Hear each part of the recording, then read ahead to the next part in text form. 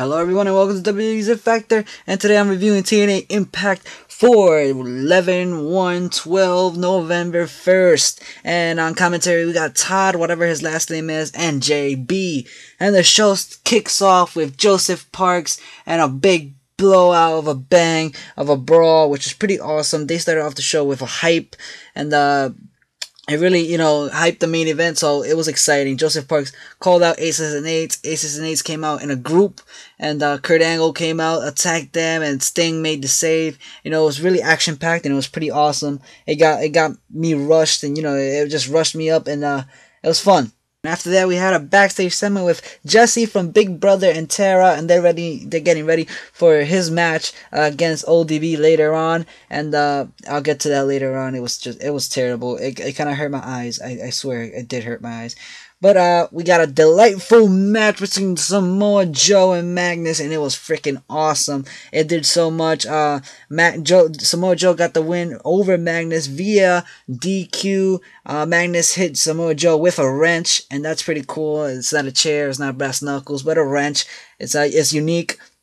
And it prolonged the storyline between Magnus and Joe. Magnus, it looks like he's going to get a future title shot, a turning point, hopefully. And hopefully he gets the championship, because I think, the championship around Magnus's waist would do a lot. It'll be a lot better than Joe. I mean, nothing against Joe. I really like Joe. We went to commercial, and we came back from commercial. We got a backstage segment with Hulk Hogan, Sting, Joseph Park, Kurt Angle, Garrett Bischoff, and Briscoe. And again, Briscoe's there. They're using him on and off, and I just want to know why he's there.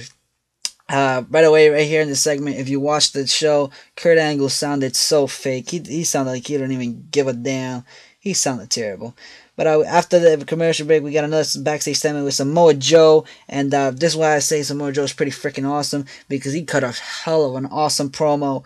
That's why, I like Samoa Joe. That's why in my Q&A that I did on my channel a couple weeks back, I picked Samoa Joe to go over to the WWE. And if you want to see that Q&A, click on the right picture, John Laurinaitis' ugly face, and it'll take you to my channel, to any review and previews that I got. And that was a quick plug for me, yes. Alright, next we had Kaz and Christopher Daniels in the ring, and they called out Hector Guerrero and I don't know his other name, his other Spanish co-host for the Spanish announce team, and they beat them down, and Chavo and Hernandez made the save. And, it was good to see this. It got really good heel heat on Kaz and Daniels, and I'm pretty excited to watch this tag team match at Turning Point. And yeah, I mean, it really got traditional heel heat on Kaz and Daniels, and that's pretty much it. We got the gut check opportunity for Christian York, and this guy has great physique. This guy has the size, an ability to be a star. And if they say no to him next week, I'll be surprised. This guy looks awesome, and he's been in the business for like 10 years around there. That's what I saw, and it really shows in his in-ring work. That was pretty good. We got a backstage segment with Austin Aries. He cut a nice promo, and then he talked to Robbie E and Robbie T, and yeah, that's pretty much ended right there. We had another backstage segment with Bully Ray talking to Garrett, and Bully Ray, he's the man of the company. You can already tell that they're gonna put a lot behind this guy, and I hope they do. I hope they don't screw it up like TNA is used to doing. But yeah. To end that segment, they ran to save Sting and Kurt Angle in a big brawl against Aces and Eights. So they're bringing back the brawl on and off in the show at key points. I think this was the hour mark, or the 30-minute mark, or something like that. And they're really smart for doing that. It keeps us interested, and it keeps us going. Alright, next we had Jesse from Big Brother defeat ODB with a roll up, and I thought guys couldn't touch women. I mean, if ODB counts as a woman, anyway. Crappy match. It was terrible. Why they have this, I don't care. Next, we had Robbie E calling out Jeff Hardy. Good match, actually. I never liked the Robbie E's gimmick, but I guess they're never gonna change it, so hell, I'll live with it. Hardy defeated Robbie E in a quick match, sort of, not that quick, but it was good. It was okay. We had Austin Aries come out on the stage, and he cut a promo on Hardy, and it was really good. And it looks to be a ladder match for Turning Point for the World Championship, and that's gonna be really fun. And we'll see what Austin Aries could do in a ladder match. We had a backstage segment with Hulk Hogan, and oh no, it wasn't a backstage segment. It was a preview of what happened during the live events of Hulk Hogan and Matt Morgan. And Matt Morgan looks like a straight out beast. And I can't wait until they push him even further than he is right now. And I'll get to that a little bit later. We had another backstage segment with Hulk Hogan and Storm. And it ended with Hulk Hogan asking Storm if he's a gambling man. And that's pretty much it. I'll get to that a little bit later as well. We had an in-ring segment with Robert Roode. Robert Roode came out. He was talking about he wants to be the champion. He wants to fight for the championship because AEW is not the champion anymore. AJ Styles come out. He cut a nice promo. And he even mentioned his AJ and, the the storyline of Dixie Carter having an affair with AJ, and he brought up AJ Lee from Raw having an affair with John Cena, and that was pretty funny. I mean, he didn't technically say the names, but it was there. The intent was there. He mentioned AJ, and that was really funny. I like it when they do stuff like that. I loved it when BKM Voodoo Kid Mafia mentioned Vince McMahon's name, DX. That was years ago. It was like 2006, 5, and that was awesome. I always love it when they take shots at each other.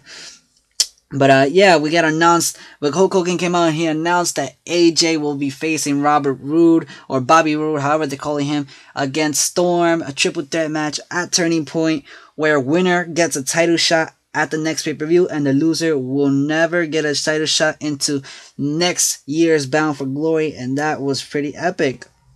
I think that James Storm might lose it. I'm not totally sure. I'm not sure yet, but it doesn't look like AJ is gonna lose it or Bobby Roode. AJ might actually win it, to my personal opinion. But yeah, next we had Matt Morgan coming out with Joey Ryan.